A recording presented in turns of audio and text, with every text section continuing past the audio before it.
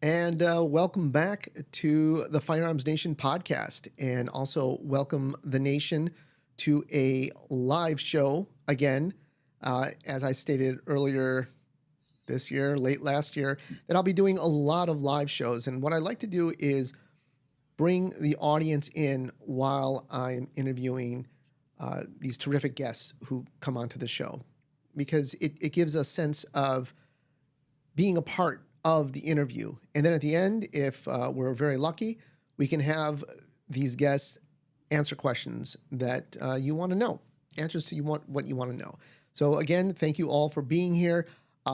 As I posted in the comments that I cannot read the comments and do the interview at the same time. So just bear with me. Once we are done with the interview, we will start taking questions. So sit tight, enjoy the show with my guest tonight. It is the one, the only Yong Lee. I recently, when I was trying to do all this stuff again, I was looking for clips of stuff, and I came across Yong's interview I did with him probably back in, I think it was 2018. And it was such a success when I put it out there that I said, you know what, I got to bring Yong on for a live stream. So without further ado, here is Yong. Yong, my brother, how are you doing? Hey, Arik, thank you for having me. Appreciate it very much. I'm very excited that we're doing this and we're doing it live. But it's great to see you again. It's been, like I think we were talking about earlier, it's been almost 5 years. I think 4.5 years, a little bit. Four, just over 4 years, four. just over Yeah, four. December of 2018. So just over, Okay. yeah, about 4 years and a month. Yeah, And you were down here in Florida, and you're in Idaho right now, correct? Idaho, in the Boise area. Awesome. Excuse me. That's like free country. I mean, Florida Yeah, is it's free still, country as well. yeah, it's still America here. It's amazing, And and the cops here can shoot. well, before we get into that and break the Yeah, internet yeah. talking about law enforcement, because that's Yeah. a hot topic. Yes. So you retired. How does it feel to be retired? I should have done it 2 years earlier. It's awesome, fantastic. I love it. And what are you doing for retirement now that you're finally done with what was it, 30 years of law enforcement? 30, 31. Um, yeah, since I talked to you last, and I retired December 31st of 2018, moved to Idaho in 2019, did some classes, and then continued on basically having fun shooting USPSA matches, uh, joining the local club 30 minutes away for $45 a year, you know, traveling the country teaching, primarily in the western states, New Mexico, Washington, Idaho, and then some in the East Coast. And but very many agencies. Actually, I think I counted like 60 agencies that actually joined my classes. And last year in 2022, I took a break, so I didn't teach in 2022. Just wanted to do nothing except just enjoy the life here in Idaho. But this year, I'm going to pick it back up and get right back into teaching primarily law enforcement. Okay, how come? I want to give back to people who protect us, and I think there's a lot of unfinished business for me. There's still, I shake my head constantly when I hear things from now that the pistol optics is really picking up in law enforcement. It's caught on like wildfire, like we thought it was going to. And but a lot of agency, I think now are trying to fast track the process, and they're transitioning to the optic pistols without too much forethought and without structured training. And that law enforcement agencies, administration is really cheap. So they send the instructor down to a class for a couple of days, and he comes back and he teaches the whole department, sometimes really big department, how to shoot the pistol optics in combatives, and without a lot of experience with it. And I feel like they're shortchanging the officers. This year, I really want to get in there and get people to buy into hiring me to teach their officers, teach their instructors, and I think it'd be very beneficial for them and for me to grow as an instructor, and also gathering information about law enforcement and pistol optics by doing these classes to further my education. Your company, what's the name now of it's still Master Reflex? Yeah, Master Reflex Shooting Institute. I don't do a lot of advertising because I like my time in retirement, so I do the classes that I like to do, and they come by the way of emails, social media, and agencies usually get a hold of me and want me to do the classes. So that's how it's been for the last 4 years. And this year, I'm going to do some advertising, let people know that I'm actually still here and willing to do the classes. 2021 was really busy for me. Did a lot of classes in California. Ended up getting post certified. I taught for the Santa Rosa Junior College uh, that has a police academy attached to it, and I taught 14 other staff members because they were seeing students come in with optics and they didn't know what to do. So they called me and had me do the class, and now the pistol optics part of their curriculum at the academy. So, but they still do both. The people still come in with iron sights and optics, so they have to juggle both. So it's pretty challenging for them. But I'll spend some time now down there, and I think for me it was really rewarding. I had to do a lot of work to get the post certified as a post certified instructor, and my class uh, is actually in their system as post certified pistol red dot optic class for California Post. With these agencies going to the dot. Now, I think I spoke with Keith Garcia about it. I'm not 100% sure if I remember. But, anyways, these agencies going to the dot, the biggest liability that I see with it, because first and foremost, everybody wants a dot now. Dots, it's Yes. everybody's wish list. It's all over the magazines. It was probably the number one thing at SHOT Show is all these different dots on guns. Now you give a dot to an officer, they're going to have a hard time with just practicing with the gun, because most officers, as you know, aren't out there practicing every day.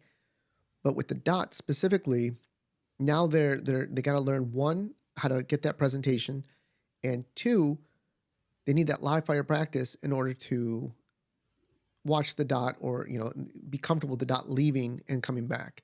How are you seeing this addressed in your training? I mean, I know you can do it, but how are you getting people to do it? Yeah, it's a challenge, Eric, and I think agencies that actually want to really do right by their officers, they do give them more training, more ammunition, more range time. Like here in Idaho, uh, it's pretty amazing. I thought, some of these agencies they train once a week with firearms. Just think about that, once a week. I mean, that is amazing. I noticed that the instructors and some SWAT guys, or both, coming into the class, they're already squared away. So transitioning to the dot is just only really difference is getting them to understand the difference between, you know, front sight focus or dot focus to target focus. That's the big challenge, because you have that long standing idea of front sight focus, and squeezing the trigger.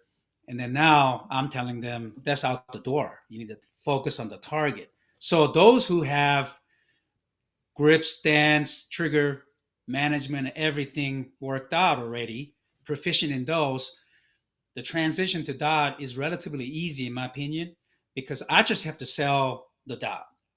So those officers, like the SWAT officers, high-end instructors, really simple, in my opinion. Like in 2 days, they're doing it. They're doing what, like, let's say a B class will be doing in USPSA, and I think that's really good for someone, a group of people who don't compete. Now the challenge is people who come in and they don't have their trigger mechanism down. They're still pinning, hearing the click, and slamming. So what I've had to do is do the target focus in conjunction with the trigger management. And is what's interesting is they have no choice. If you want to target focus effectively and operate the trigger and transition between multiple targets, which is what I have them do on the move, if you're pinning the trigger, you're not going to hit anything. And you see some frustrated operators and instructors. But once I get them to convince them, once I do a good sales job, and once it clicks, by the end of the second day, they're actually 99% of them, they click, and they're really proficient now with the firearm, not in just a target focus, but in trigger management. They're actually letting go the pinning and everything, just releasing, prepping, and squeezing, or just rolling the trigger, depending on the distance that you're shooting. So it's no different than what I've been doing in my former department that I retired from, but it's just on a bigger scale. But human beings are human beings, and they tend to do similar things. And they learn how to shoot from same instructors as probably you and I did, who went to the same classes back in the day, and they just can't let that go. Now, what I've been hearing from other officers and other competitors is that when they go to a lot of these classes, meaning their agency classes and transitioning to the red dot, they're actually being told to focus on the dot. So I think that's really detrimental, you know, detrimental to combatives when you're talking about what happens to the human mind, human brain, when you're fighting with the weapon, especially close up when it's dynamic, bullets are flying. I mean, you're not talking about you're behind cover taking a 50-yard shot. You're talking about, the 3 to 7, 10 yards moving, being shot at, shooting back. You have to target focus. And I think a lot of these instructors don't know how to do it, how to translate that information. And also, frankly, I think it's really, they believe it's too difficult to pull it off. So they go back to the basic training, which is either the front sight or the dot, stare at it, put it on the blurry object, and squeeze the trigger, which is fine if you're doing bullseye. But as soon as crap hits the fan, it's just not going to work. Our brains just do not work that way. There are things that are happening in our brain under extreme stress. It's just not going to work.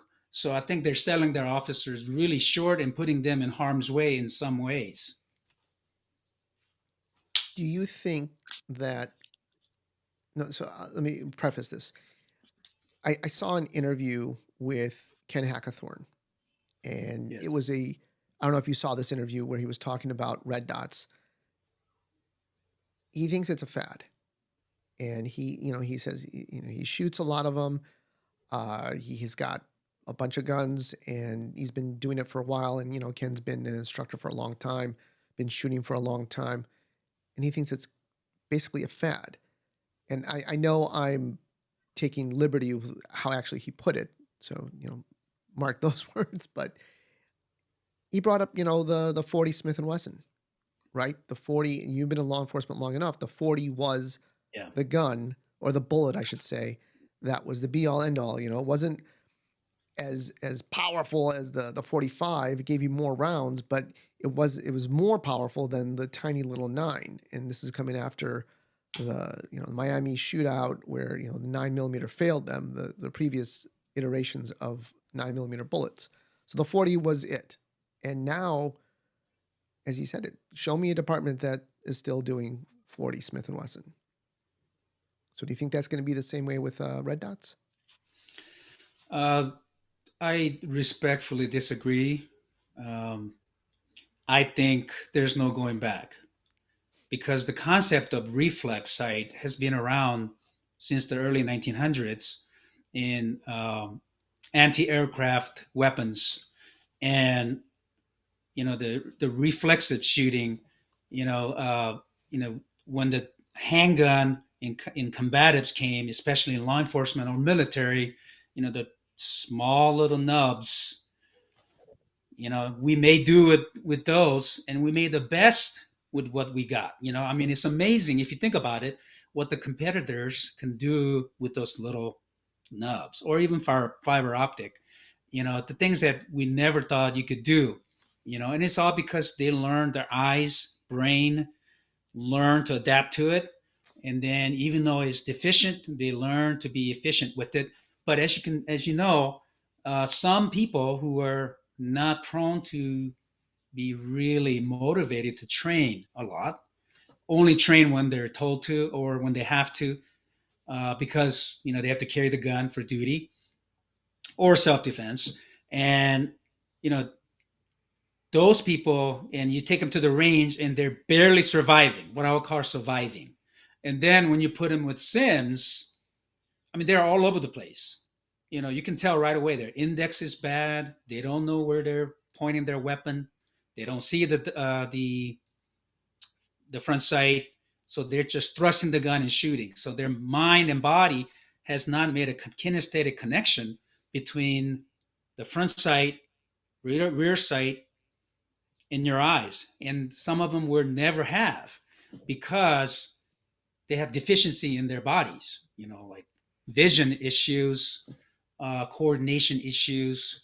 And when you're training those people, it's hard to diagnose what's going on, why they can't do certain things.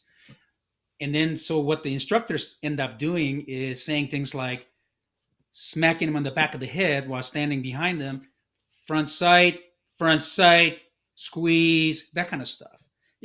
And these things that have been happening for years. There are officers who get that same training for their entire career because they can't qualify because it's meaningless to them. I can't see the front sight.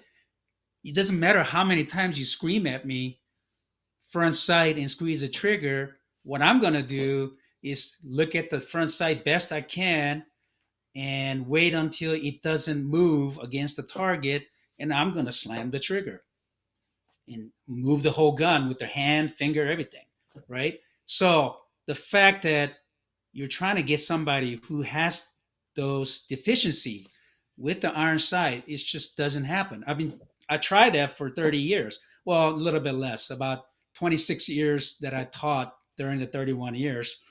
And I had a lot of deficiencies uh, that I didn't know why was happening.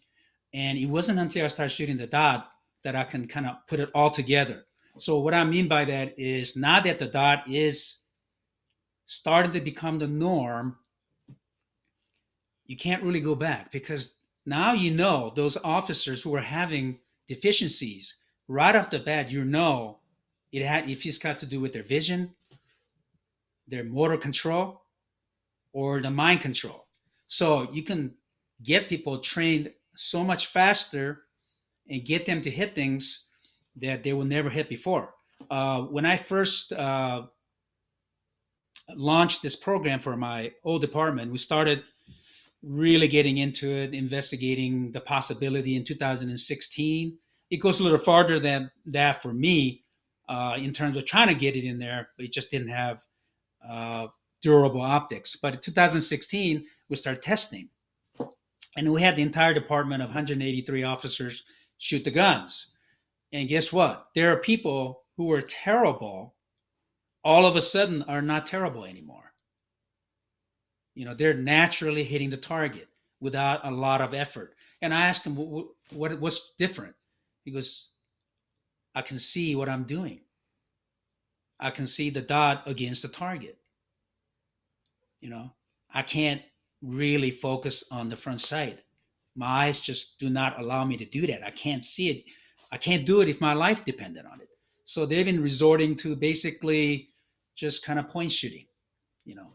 But as an instructor, if you really know what you're doing with the dot, you can right away tell what's happening with that student, and you can help them to become really proficient with the firearm. And that's what my former department, Bellevue Police, that's what they're seeing now. Everybody coming in, they're transitioning to the optic really fast. I wanted them to do it in 2 days transition, and the department said no. Uh, we don't have that kind of OT money, so do it in one day. So my predecessor, Anthony Felder, very good shooter, USPSA shooter as well, and he's the guy. If you've seen the video with Christian Seiler, he's vlog. I think it was like part two, where he was at the police range with the big guy with the beard, Anthony Felder. Yeah, that was him. And so that's the range that I used to train people at. And so he's been doing that since I left in 2018. And first of all, in just talking about scores, the academy, they're pissed off because our officers, some of them are maxing out the score at the academy, which never happened before. And initially, they tried to prevent us from using the dot. So our administration, I think our former chief or chief at the time, had to raise hell, and they backed off. And a lot of our new officers to shoot the dot. And I mean, things have really changed in agencies who allow officers to shoot the dot or use the dot and train them properly on it. And I think if you just give them the dot, they eventually figure out how to shoot that, but they don't know how to do it in combative situations. That's the problem.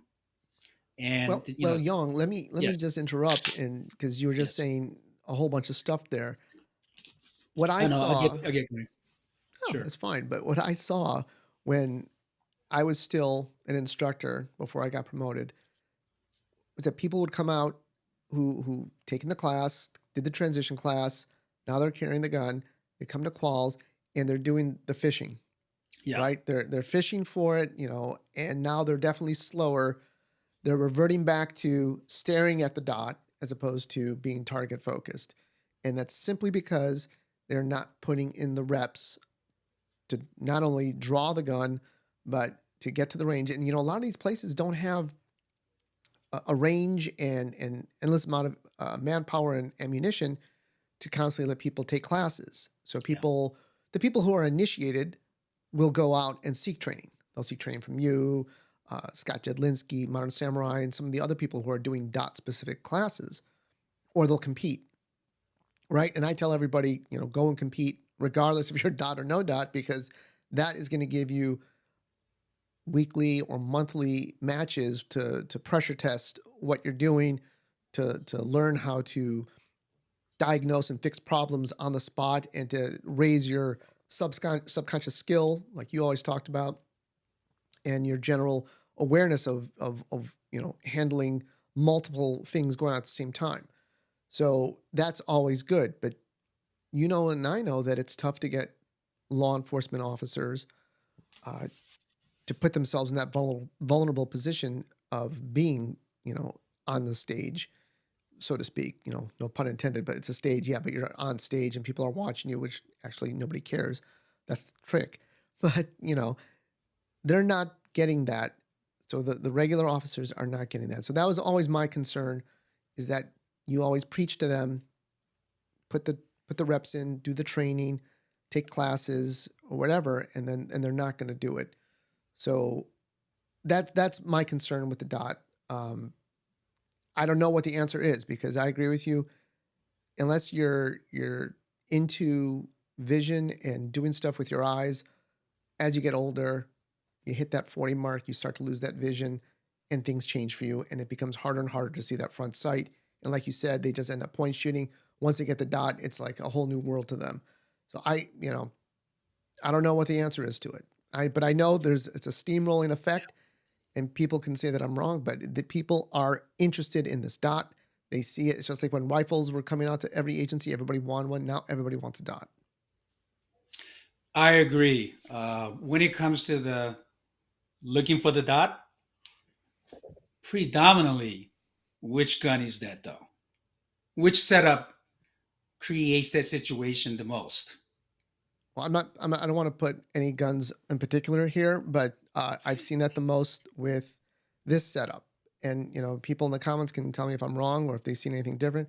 But it's primarily with a Glock and a Trijicon, the first RMR, not an SRO, but an RMR, which has a very, very small window. And that is Yeah, probably one of the most robust optics out there, no doubt about it. I yeah. just found that for me, in my eyes, that dot was very, very hard to see. And that's what I see most people having the problem with. Is that what you've seen in your classes and your trainings? Oh yeah. I mean, probably 75% of the students in my classes have been Glock 17, sometimes 19, but mostly 17 with RMR, either type 1 or type 2, mostly Yep. type 2 now. And yes, they do that. So when I see that, and I train with that system a little bit, and I go, man, you guys got to train harder because what you didn't know about the Glock with the iron sights is that you have to crank that wrist down and keep it down because the grip angle is such that if you relax while you're shooting, it'll go back to the neutral grip, neutral stance of your hand, which is more like if you were to grab a 1911. So then now all of a sudden your front sight is rising.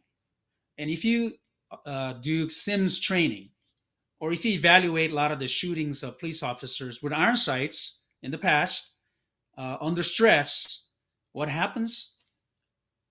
They usually end up shooting high because your wrist wants to go into the natural position of pointing.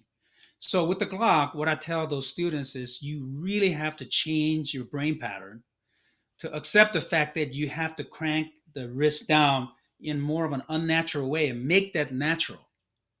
Like Robert Vogel, that's natural for him because he's done it a million times. So if you're going to shoot a Glock, and I tell this to the instructors too, you have to teach them to keep that wrist locked forward, cant it down, and keep it there. Otherwise, you're going to have this. You're going to have one shot to the hit chest, one shot to the face when you double tap. Boom, boom. Because second shot, your wrist start releasing, and then you hit the face. And that was kind of happening in the class that you were in Homestead. There were some who Mm-hmm. were doing that, right? And RMR makes it worse because it's so small. It's so small. And I get the reliability. You want the most reliable. But here's the deal, those RMRs are really reliable, but if you don't have a good plate system, which I have to uh, actually really cover in my classes too, they fly off or shear off. And many of the plates have either broken or the screws have broken or sheared off in my classes. So, yeah, is it really the most reliable system though? That's my question. Yeah, I get that it is the most reliable optic, but is the whole system most reliable? I don't know. We can debate that, but what I tell them is if you're going to use that system, you really have to teach your students keep that wrist locked and forward and down and cant it down and keep it there. And then start seeing the dot a lot easier, quicker. And most people, like I said, almost everybody in my class, because I understand that what's going on there with that system, by the time the second day come, they're not struggling anymore. They're not shooting high. They're not searching for the dot. You know. and especially after a night of sleep, everything kind of, because your memory consolidates, right? In my class, some of the students, give you an example, Mendocino County, great group of guys, hardworking deputies there. Uh, there's, I think, 21 instructors. I did class there twice in 2 years. And I mean, they're real progressive. I mean, they're hardworking, progressive, and they really want to get into it to the red dot. They want to be one of the first, right? Well, they had, I think, two or three jailers that showed up, and they tell me, I just got my gun issued at the range when I showed up, and I said, "What does that mean?" I said, "It's RMR with Glock 17." It was a Glock 45. They were changing to the Glock 45 as well. So new gun, optic, never shot it before. And you should have seen, especially one of the guys just sweating. And it was October over there, so it was real chilly. It was like 45 degrees. He was sweating profusely.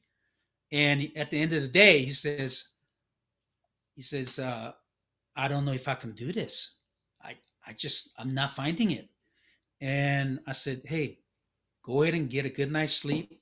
Just relax. Come back. We're going to revisit everything the second day. By the end of the second day, you're going to be just as proficient with it as everybody else. And guess what?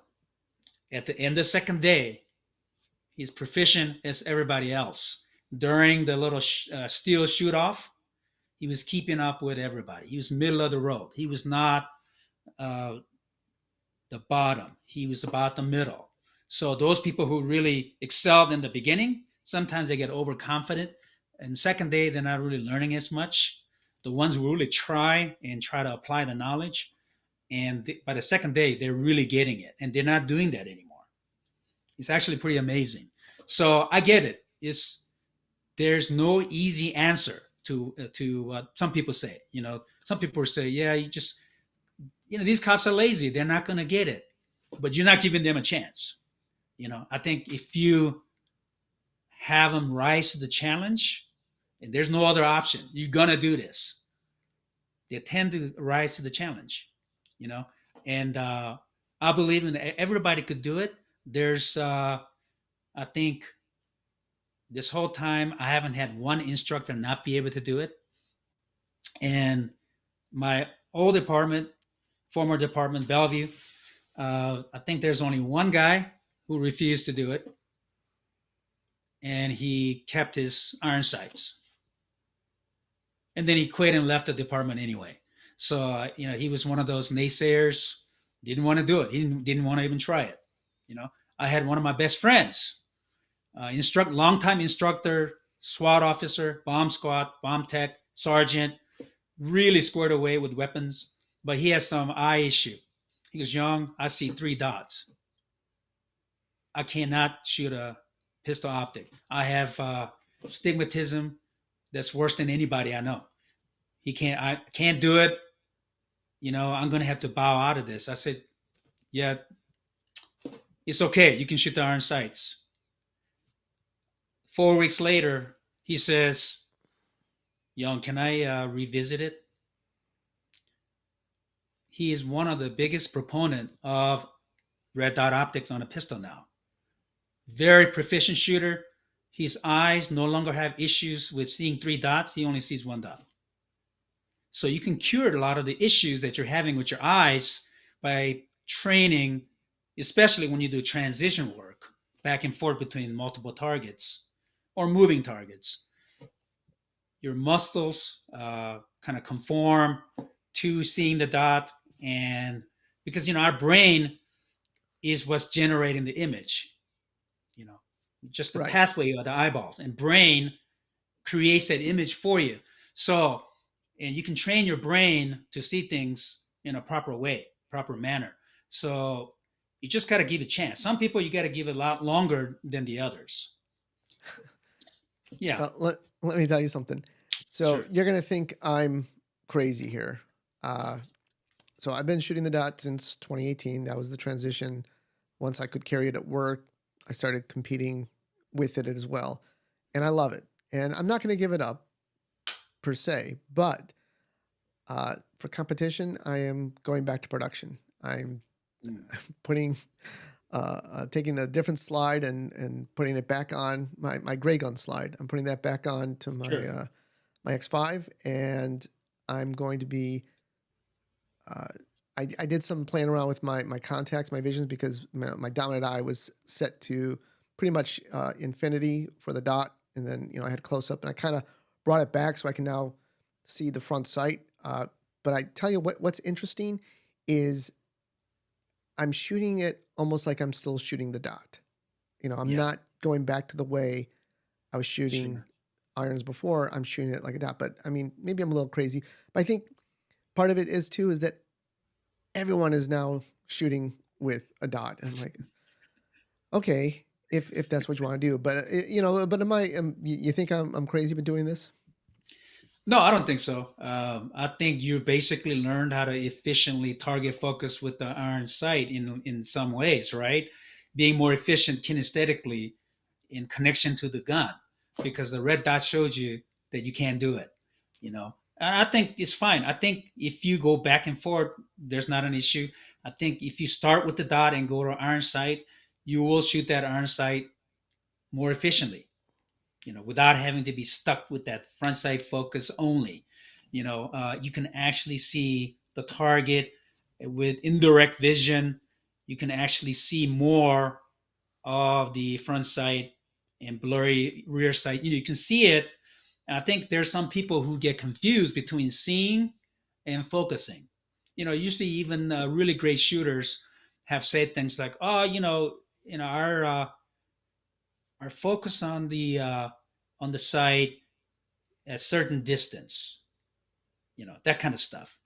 And it may be true, but most of the time, what's happening there is they're waiting and allowing the brain to see more of the sight, or more, a little bit more definition of the sight with indirect vision, because your brain is creating that picture. So if you wait, by the nature of the fact that the target is longer or farther away, and you have to center it, it takes time. So while you're doing that, your brain has ability to superimpose the sights on that target while you're keeping your eyes centered on the target. So I think there's sometimes shooters tend to use improperly, if you will, the term focus versus seeing. There are people that, most of them, that actually target focus everything, but sometimes they say things like, "Well, I focus on the target at really far distance," but they may not be. It's just maybe the perception of the brain that they're doing that. Because if you do switch back and forth, that causes issues, because now you're kind of using different part of the brain. Also, you're losing track of where the target center of the target is. So at all distance, it really is better to target focus, even with iron sights. You just got to give a chance for your brain to see more of the sight. And the better you get at it, the more and more sight you can see. Even you're not focusing on it. You're focusing on the target, but you can see more of the sight. I mean, when I first target focusing, target sight was like doubled and blurred, all kind of weird stuff. Now when I target focus with iron sights, it's just fuzzy sight that I can see the top edges, not perfectly, but good enough where I can see even at long distance where those three blades are. Now, what's interesting is that when I move the gun over to the left, my left eye, I can't do that very well, because my brain hasn't learned it with my left eye. So if I trained that with my left eye, I could probably do a lot easier. Now, monovision target focusing is even easier. So, like when you do target focus with your, let's say, strong hand only, stare at the target, you don't get the double vision of the front sight.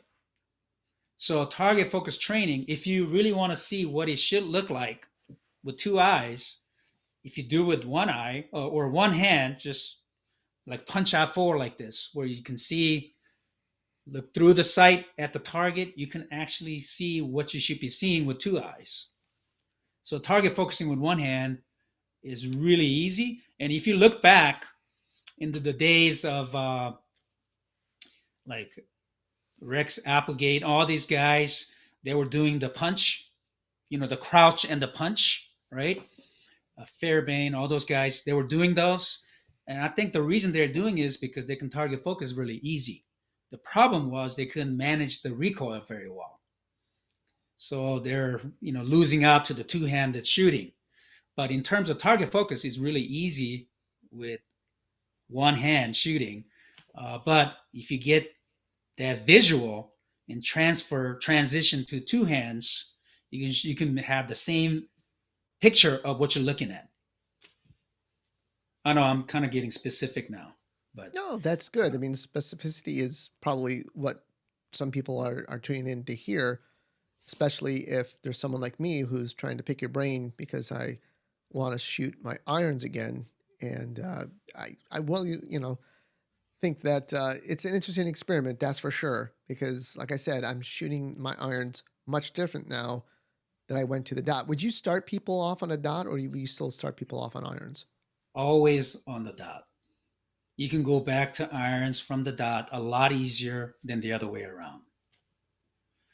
Uh, just because, like, if I was teaching and I had 100% control, when I was in law enforcement, I didn't have 100% control because no matter what I taught them, when they go to the academy, they get infected.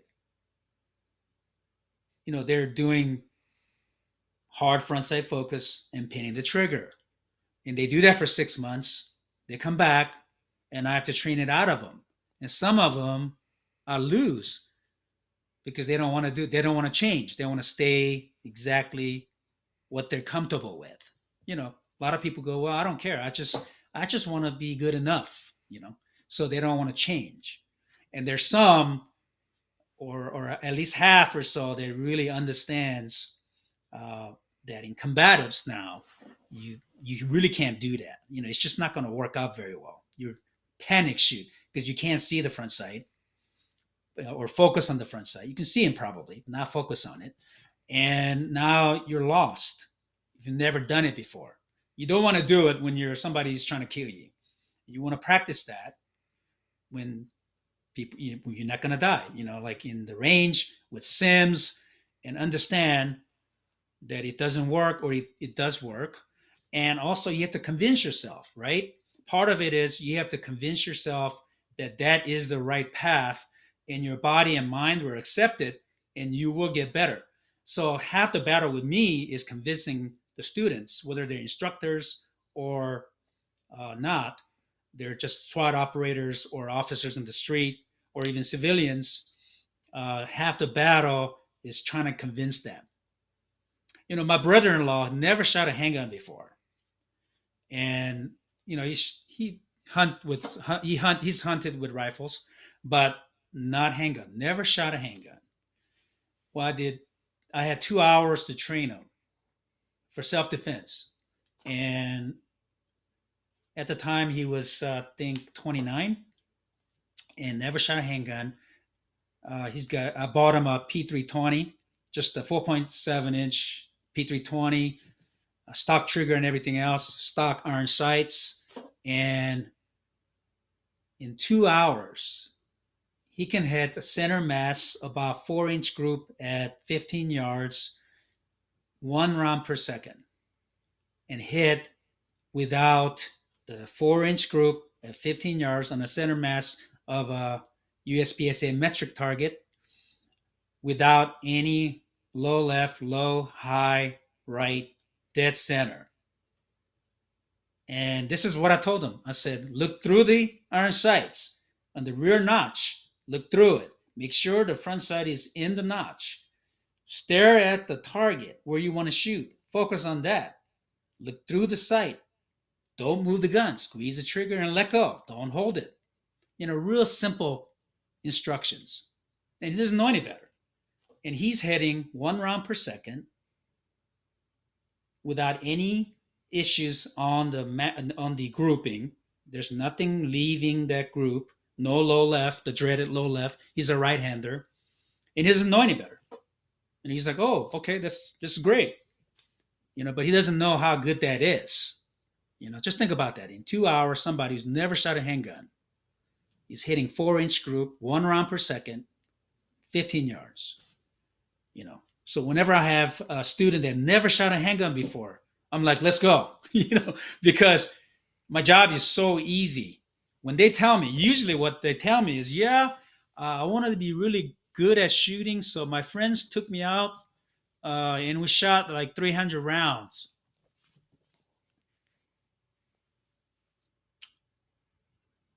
Struggle for that person, and struggle for me, because now I have to teach them everything out of their brain.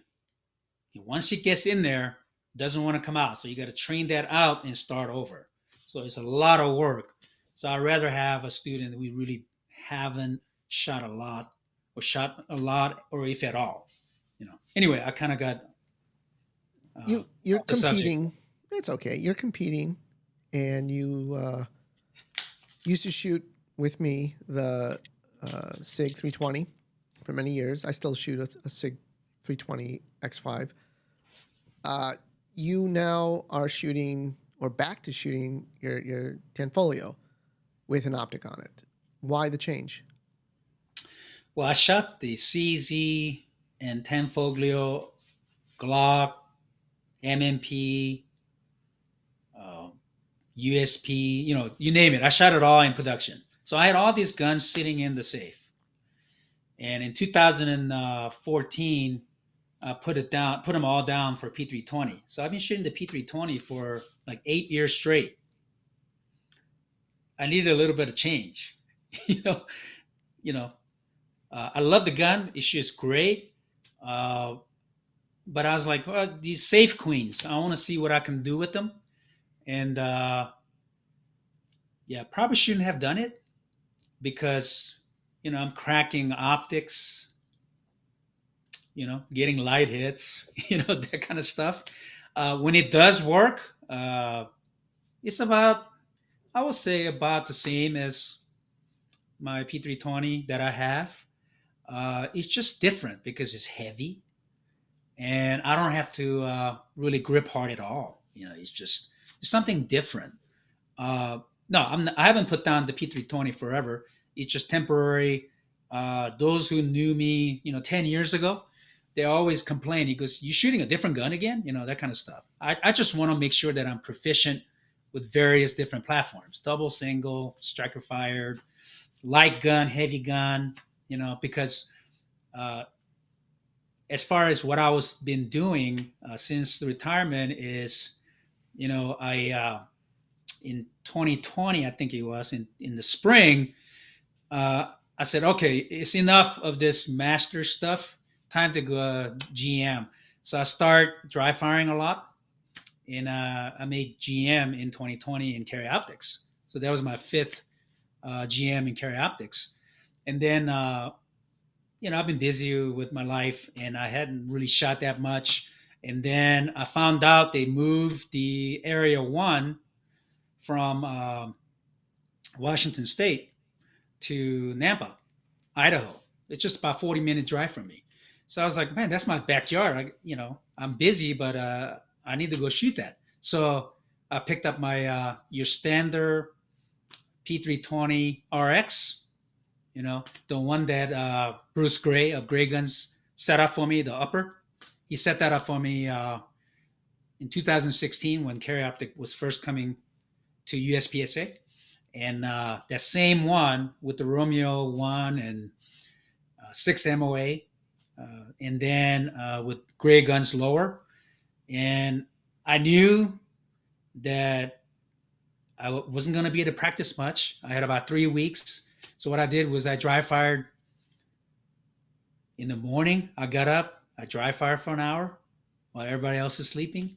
At night, about 10 o'clock before everybody, when everybody went to sleep, I dry fire, transitions, distance change ups with mini targets, uh, trigger drills, and I just want to see what I can do. Just dry firing for 3 weeks, every day, morning and night, and I won carry optics at Area One in 2020 using just RXP. There's no heavy weights on it or anything.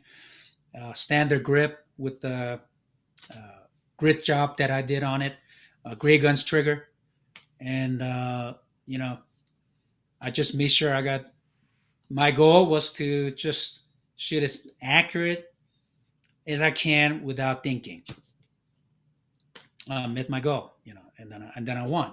So since then, since then, so a couple of years, the carry optics competition has gone nuts. If you've noticed, I mean, local matches like in Washington, they have 100 people show up, 65 are in carry optics. The guys that who used to be C B class are now master class. Some, I think there's like a GM, and they're just shooting at a high level. Same thing here in Idaho. Everybody's starting to elevate. Well, do you think, and I can't remember, maybe someone in the chat knows, but did limited optics pass? Is that now going to be a thing? Don't think that's been finalized yet, right? I know that they did a survey for the membership of Yeah. USPSA, and they wanted to know, and I thought that it was going to be over like January 30th or January 31st, and then they're going to make a decision. So maybe they haven't made a decision Yeah. because I haven't seen anything blowing up on my Instagram or my Facebook page Yeah, yet about yeah. it. Usually the people come out in droves. But that's an interesting thing, limited. I know a lot of people want to shoot Yeah. limited optics. Is that something that you're going to shoot? Not sure because I still have some unfinished business with carry optics. I can certainly do it. I mean, if you think about it, I just take my Tanfoil, shoot a single action, and put a mag wall on it. Then I won't have to worry about the light hits. It always happens on the double action, with a short stroking Tanfoil. So I just work the safety and same gear, and I probably do it that way. Uh, it's interesting what's going to happen to other divisions like production and limited when limited optics comes is a thing. That'll be really interesting. I mean, it could eat away at the limited, and well, production in Idaho is dead anyway. You don't have anybody shooting production here. It's Which like is one too person. bad. It is. I mean, USPSA should have made that high capacity production division a long time ago, Well, like we've been asking. I hope they do that. I hope in order to keep production, and for people that don't know what production is, that's basically uh, somewhat stock. I mean, they've kind of modified it so you can have heavier guns and tungsten rods and all sorts of different modifications Gosh, to it. But it's still weapon mounted light, yeah. right weapon mounted lights. It's still supposed to be the average person who wants to come out and shoot competition can still go out and shoot competition Sure. without having to get all the race type stuff on it. The optic on the gun is not really a race stuff, and because Sure. most guns now come in with optics or optic ready. That's the deal. Sure. But I think they need to get production to a 15 round capacity at a bare agree. minimum. I agree. I hope that they do that. And I casually saw that there wasn't a decision yet in the limited optics. But if I'm a betting man, I think that's going to pass. I think that I think so many so. people want it. I think initially it's gonna be people are gonna jump on it. So after a year, I'm not sure. Are they gonna settle in carry optics or continue on with limited optics? I'm not sure. Maybe because they invest the money, they will. Uh, yeah, I mean, initially when people first start talking about it a few years ago, whining about it. A lot of people are whining about, well, why can't we have, 2011s, those type of guns with optic. Well, you can, be a open shoot, in open division. And frankly, I used to be really irritated about it, but now I'm like, let's do it. You know, I think it's like free market. If there's no demand for it, it's gonna die. I don't think it's gonna die, but let's try it, and then you can certainly shoot that with guns like Tamfo and CZ anyway. Just shoot a single action magwell. So maybe either chip away at the carry optics as well, maybe. So maybe either kind of be half and half. Don't know. So, but it's worth a try. You know. The last thing I want to bring up before we take some questions is trigger. You kind of mentioned you were doing some trigger drills in your dry fire. To this day, watching your videos, and I highly suggest that people follow uh, Wiley GM.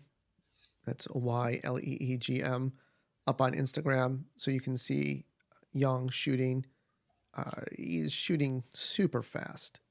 It's amazing to watch how fast you can work that trigger and get those splits. And I know splits aren't everything; it's all about efficiency. But still, to this day, that's definitely a signature of Yong Lee is how fast you pull the trigger.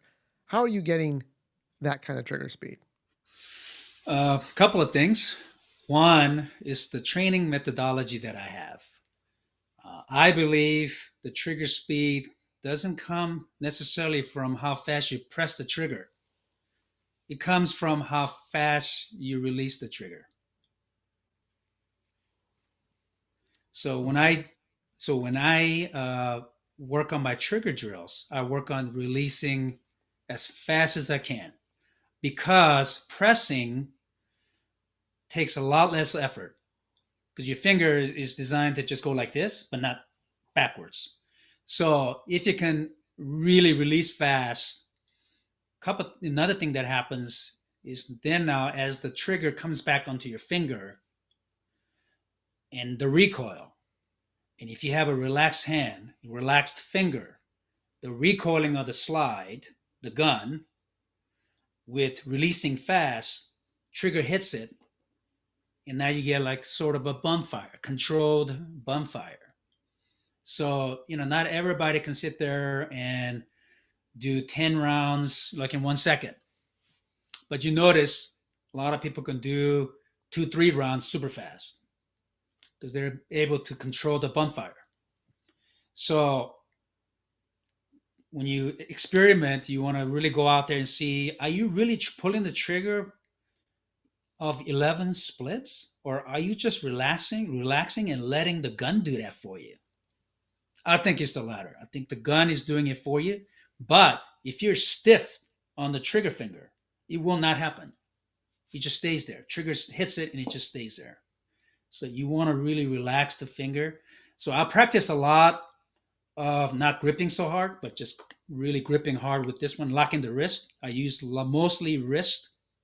Now that I'm older and my strength is not as good as it used to be, so or consistent. So what I do now is I'm really, if you will, master the wrist locking so that I don't allow the wrist to move.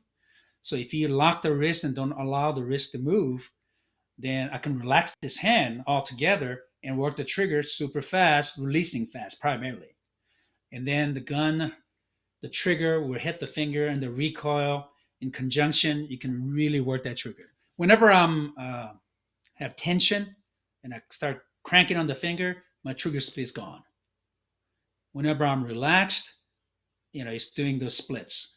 So fast splits. So what I try to do when I want to shoot fast, try not to think and relax. Just relax my body, lock the wrist together really tight so the wrist doesn't move. And there's various ways people do the wrist locking. I do it by pushing forward and pushing like this, right? I think JJ Rakaza has something similar, and I think Robert Vogel also.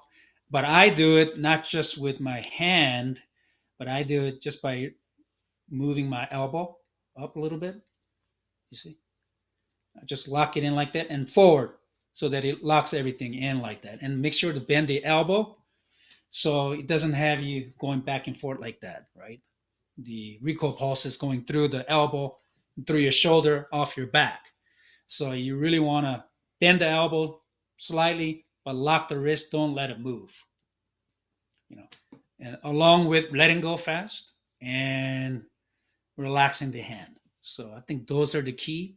I think most people can have fast trigger finger if they apply that principle. But what I see is that they're so stuck on gripping really hard like this. So now they can't release the trigger, right? Not being able to release the trigger is a problem when you're trying to shoot fast. So if people want to train with you, what is the best way to do this? Because obviously, and I don't even know if you're doing online training like a lot of instructors are doing because you're way out in the West Coast. But how do people train with you other than listening to your mini You lectures that mean we're getting here? you mean the non law enforcement you're talking about? Well, both law enforcement and non-law enforcement. Because I know your pistol optics class is primarily, like you said, for law enforcement. So how do Yeah, any other people? yeah. I normally do law enforcement classes. That's where my passion is because I'm trying to still get back to the law enforcement community. But I am willing to do civilian classes. I get sometimes I get requests through social media like Instagram, Facebook. But you can always get a hold of me. Uh, YLEEGM, and my Instagram and Facebook. You can get a hold of me that way. Email is connected to those. So YLEEGM at gmail.com. So through Gmail, just you can just, if there's a range and if there's enough interest, I'd be willing to do the class. But like I said, my passion is still law enforcement and combatives, training people in the way they succeed in combat. That's my primary interest, though that does translate to competition because there are a lot of correlation between the two. But combatives is what I've been studying and training for. Awesome. Well, I think we're ready to answer Sure. some questions. Let's take a look. I want to thank everybody who's tuned in. And I know we've got some favorites in here. I know Bobby McGee has been patiently waiting here. And I don't even know if he has any questions, but he's definitely been your champion in the chat. And Bobby, thank you for coming on. One of these days, I will want to talk to you. So just be prepared for that. So let's take a look here. And, Steve-O, he was in your Homestead class. He Oh yeah. also retired. And it's good to see him because once he retired, he moved out. But he had a question. Do you like a big dot or a small MOA? It's changed. When I was younger, I prefer the three. But unfortunately, I still have pretty decent eyesight, but it's faded. You know what I mean, right? When you go to the restaurant and they got the nice mood light with candle light, can't see the menu, right? So then you bring out your tactical light and people think you're a moron, but it's faded. So I need a brighter dot than before.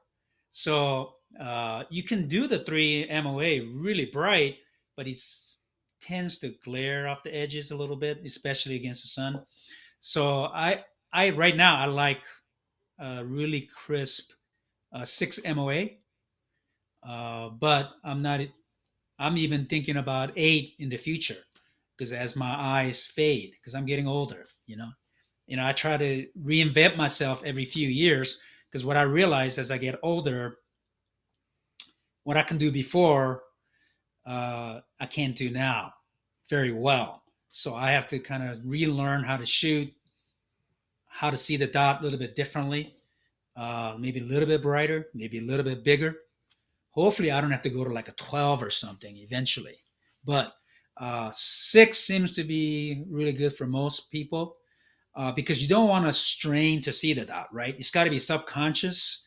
So you want to be monitoring the dot without having to strain for it, so you don't want to lose it uh, during transitions and stuff like that, right? So younger people, more power to you. If you can see the 3 MOA really well, probably works better because you can see the target more, right? You can see more of the targeting area. So small dot is probably better for them. I always liked the 3 when I was younger, but I like the 6 now that I'm older. Uh, Bobby McGee says that he is staying in production. Great. So I will be seeing Bobby at the matches, and I'll be chasing his tails. Hopefully, if Oh, you guys shooting in the same range, no, same not at matches? all. But I will Oh, find him at nationals. I'll oh, seek him I out see, I see. Yeah, because if he's I in if I Florida make it now. to national. Oh, he Yeah, is he's in kind of Florida. north. Yeah, but he's God, I forget the name of that small city by the water. Volusia, Volusia Uh, County, I forget. Yeah, St. he's in. Augustine. You have to ask him. All right, I Bobby, if you're forget. still on, just let us know where you are so I can avoid you at the area match. Um, Leonard says, "Splits get chicks." Did you find that having splits help you get married? Because I know it's probably a turn I, on for a I lot have of to people. ask. I have to ask Mikey. She's not that impressed with my shooting, though. She likes watching Anthony Felder, and I say, why do you just watch him shoot? Well, he said, well, it's like watching the big screen. I go, what do you mean? Well, he's 6'3", 275. I can see what he's doing a lot better. So, so I don't impress her when I'm shooting. She says she's impressed, but she's like, okay. But she did get really happy and run around the range screaming when she beat me on a stage one year. Nice. So, well, she's the most accurate person I know. She shoots all alphas.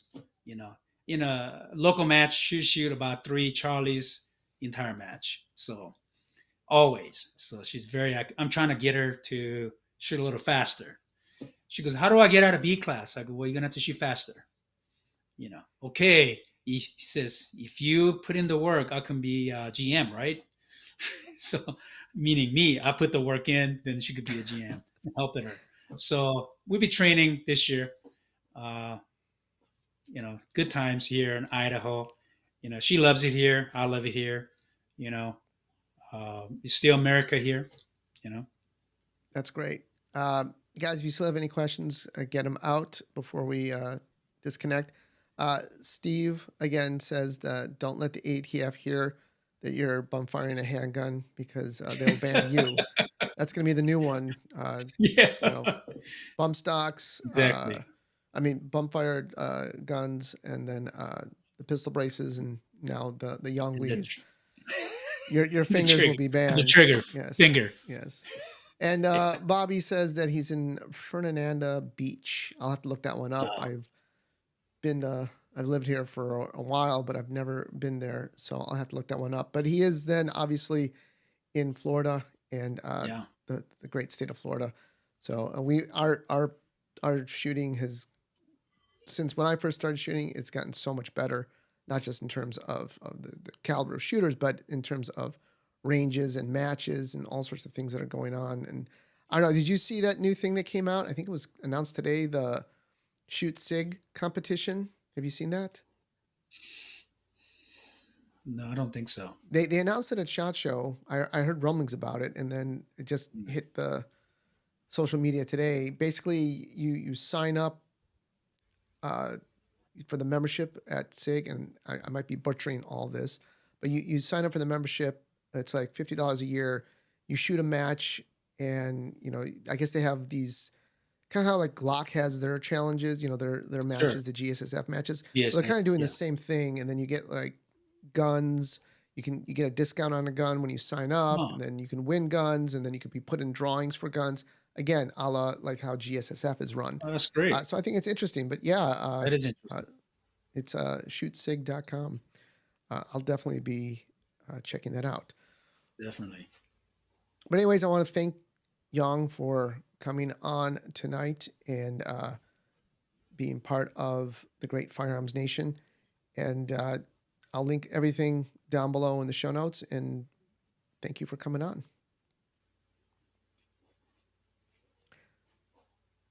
All right, everybody, we're going to be saying goodnight and look forward to seeing all of you on the next live show. And follow me on Instagram, follow me on YouTube, LinkedIn, Facebook, all of them, because that's where you're going to know when we're going to have another live show. So again, if you have any further comments or whatever, once the show is over, you can leave them here on YouTube. And stay safe, everybody.